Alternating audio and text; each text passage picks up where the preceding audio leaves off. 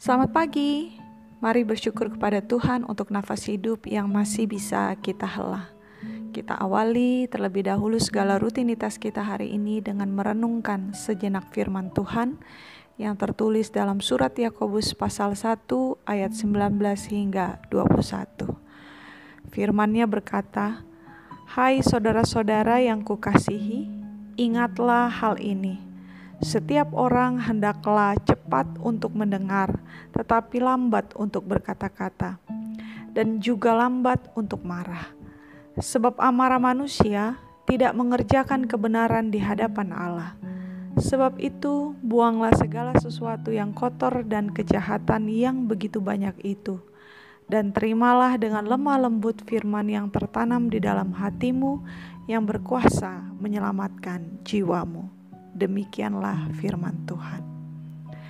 Seorang penulis klasik, Zeno, berkata, "Kita memiliki dua telinga dan hanya satu mulut supaya kita bisa lebih banyak mendengar dan sedikit berbicara. Dan tidaklah kebetulan kalau Tuhan mengaruniakan dua hal tersebut ada pada tubuh manusia. Namun faktanya, manusia umumnya memiliki kecenderungan lebih besar untuk berbicara daripada mendengar. Mengapa demikian? Sebab berbicara manusia dapat mengutarakan isi di hatinya, sementara ketika mendengar, manusia hanya menerima informasi saja. Pertanyaannya adalah, seberapa sering kita mempersilahkan teman bicara kita berbicara hingga titik? Interupsi, memotong pembicaraan seringkali dilakukan karena ketidaksabaran kita menunggu pembicaraan hingga titik. Firman Tuhan dalam perenungan kita pagi ini berbicara tentang seni berkomunikasi yang benar dan dianjurkan untuk dipraktekkan dalam keseharian hidup umat Kristus. Bahwa dalam berkomunikasi bukan hanya sekedar menyediakan telinga to hear, melainkan berdasarkan ayat 21 juga menyediakan telinga dan hati yang lemah lembut untuk mendengarkan, to listen. Seni berkomunikasi seperti inilah yang menolong manusia untuk mampu mengendalikan dirinya dan meminimalisir ledakan amarah sebagai dampak yang sering kali timbul dikarenakan terlalu banyak memfungsikan mulut kita ketimbang telinga kita.